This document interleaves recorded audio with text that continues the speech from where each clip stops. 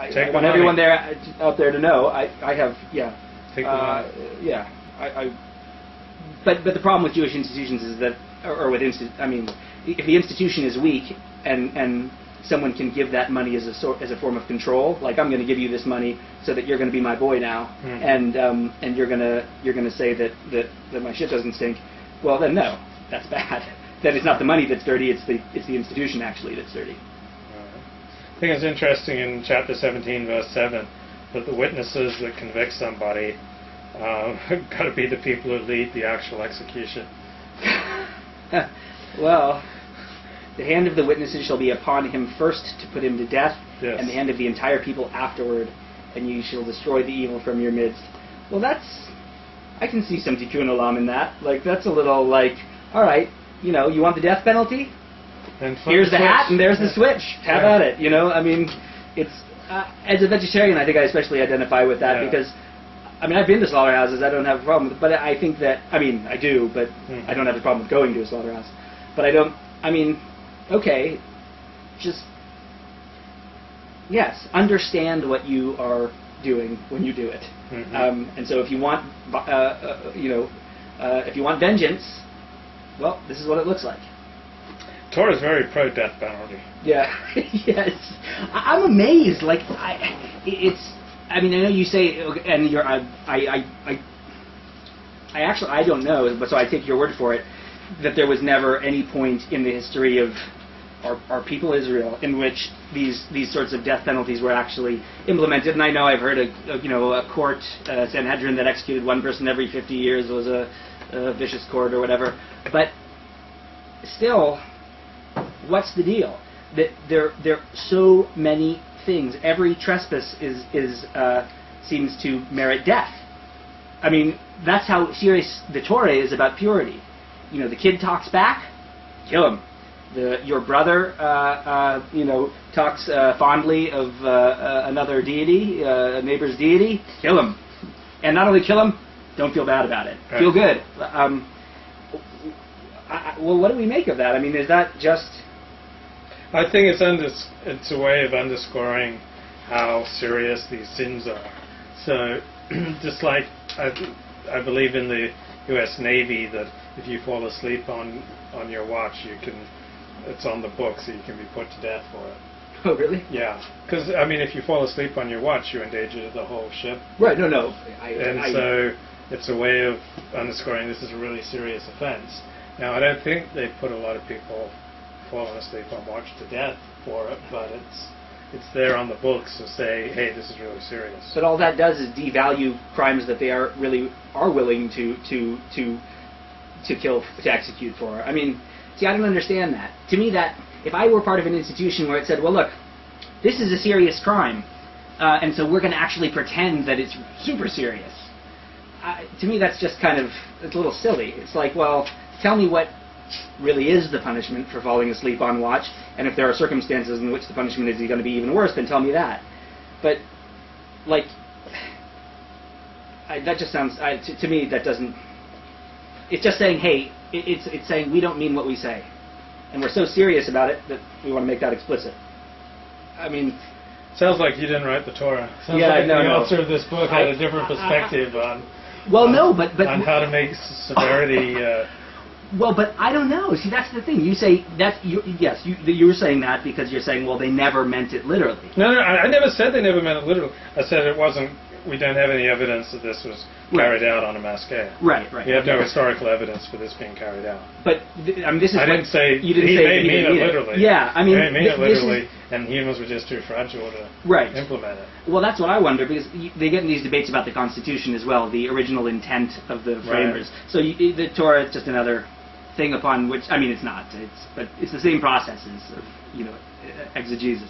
How do you, I'm curious what the original intent of the, whoever it was, who or whatever combination of people or whatever divine entity or whoever. I tell you what, if they'd started, I bet you anything, if they started doing a little implementing of this, that a lot of people would have shaped up real fast. Shape up real fast. That's the good thing about wicked vengeance is that it gets people's attention. It's true. Violence. I bet they only have to. It's just like I'm sure you have different views on this, but if you arrest one person and send him back home to Mexico for being in the United States illegally, 100 more people will then pick up and go back voluntarily once they hear about it. So you execute one person for idolatry, Right. the 100 other idolaters will stop. Right. Well, and especially I think that with the Mexico example, you get people are less likely to try. People who are already here are one thing, but less Right. people are likely to And try people in less the future. And that's true. I mean, that's why justice. That's why they say, you know, it's important that justice be done. It's important that justice be seen to be done, because not just for the sake of the punishment, but as a Deterrent. it's not just punitive. It's deterrent. It's a deterrent as well, and that's true. I mean, look, there's. You know, look, Jewish gangsters knew this stuff too. Meyer Lanscaping said, you know, violence is expensive and violence is effective. And it's expensive because it hurts people and makes them mad at you. It's effective because, boy, they notice it. And who was the amoral political theorist in Italy? Machiavelli. Yeah. Said when you come to power, kill all your enemies. You know, do it at once. Kill them and then, you know, then rule peacefully. Right. Get it all out of the way. Right. Well, and look, there's a reason why Machiavelli has a bad name. You know, Machiavellian as an adjective is pejorative, but a lot of people read The Prince by Machiavelli. A lot of businessmen do. A lot of because there's a lot of insight there into how to navigate power relationships, and they draw lessons from those kinds of things. It's not, they don't literally kill people, but you know, violence. When it's necessary in order to establish that you're capable of it, and then generosity once the violence is, you know, and that's why mafia dons had a peacetime advisor and a wartime advisor, because it was just a different. But anyway, but yes, it's the Torah is certainly on the side of violence is effective as a demonstration to all those people who are ready to do stupid things if you don't show them violence. I notice in all these laws it never says, but if you don't feel like it, you don't have to do it. Like feeling. Very seldom do you come across that in the Torah. So it really doesn't. If you're not into it that day, or you're not Right. feeling it, or Right, you're just right. not convinced, or Right. your heart's not in it, No. you don't seem to get an out. No, you don't. There's no out. There's no out for your feelings. No, or for your inner child or any of Yeah. that stuff. Yeah. Unless you'd have to read, you'd have to come up with a whole, you'd have to do a lot of work to read that into this. But at the same time, this is, I guess, maybe my problem with Judaism. It's one of them, or not problem, but one of my observations. It's fine to be that way. Say, hey, look, you just do it, and no matter how you feel, you do it, and the rest of you will follow. And if it doesn't touch it anyway, because this is what you do. I understand that way of thinking. The problem is that then the things that are demanded of you should actually be attainable, because Judaism gives you 613 mitzvot, which are actually impossible to implement every day. It's like someone trying to be a perfect vegan. It's actually not possible. And then saying, and if you don't do it, that's an impurity which is worthy of death.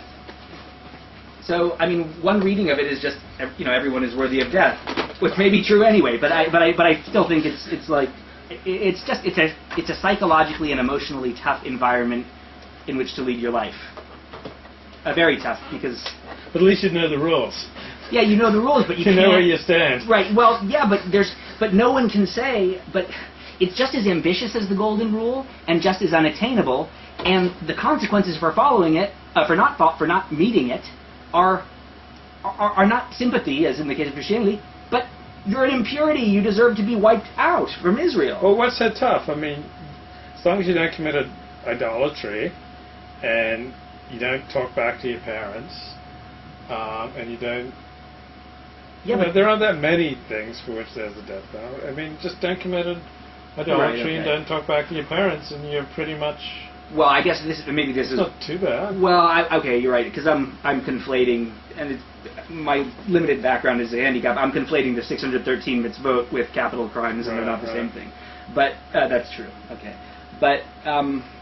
And if you don't sleep with any family member, that's like 4 commandments right there. Right. Some are easier to observe than others. That one's not so bad. Not eating the limb of a living animal. 5. You know, at this point, I'm not even tempted. You're practically orthodox right now. But yeah, that's true. But okay, so that's true. So it doesn't say you're worthy of death, but it's just this impulse to purity and the loathing